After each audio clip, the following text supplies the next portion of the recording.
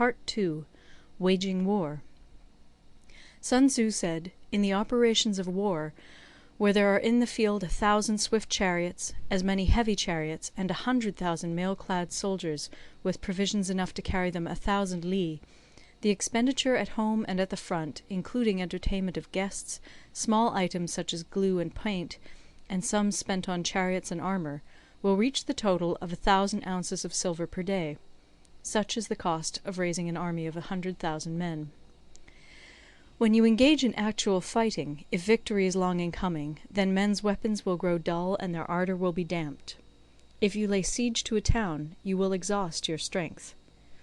Again, if the campaign is protracted, the resources of the state will not be equal to the strain. Now, when your weapons are dulled, your ardour damped, your strength exhausted, and your treasure spent, other chieftains will spring up to take advantage of your extremity. Then no man, however wise, will be able to avert the consequences that must ensue. Thus, though we have heard of stupid haste in war, cleverness has never been seen associated with long delays. There is no instance of a country having benefited from prolonged warfare. It is only one who is thoroughly acquainted with the evils of war that can thoroughly understand the profitable way of carrying it on. The skilful soldier does not raise a second levy. Neither are his supply wagons loaded more than twice. Bring war material with you from home, but forage on the enemy. Thus the army will have food enough for its needs.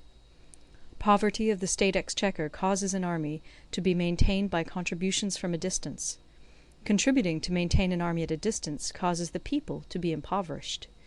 On the other hand, the proximity of an army causes prices to go up, and high prices cause the people's substance to be drained away. When their substance is drained away, the peasantry will be afflicted by heavy exactions. With this loss of substance and exhaustion of strength, the homes of the people will be stripped bare, and 3/10 of their income will be dissipated, while government expenses for broken chariots, worn-out horses, breastplates and helmets, bows and arrows, spears and shields, protective mantles, draught oxen, and heavy wagons will amount to 4/10 of its total revenue. Hence a wise general makes a point of foraging on the enemy. 1 cartload of the enemy's provisions is equivalent to 20 of one's own, and likewise a single picul of his provender is equivalent to 20 from one's own store. Now in order to kill the enemy, our men must be roused to anger. That there may be advantage from defeating the enemy, they must have their rewards.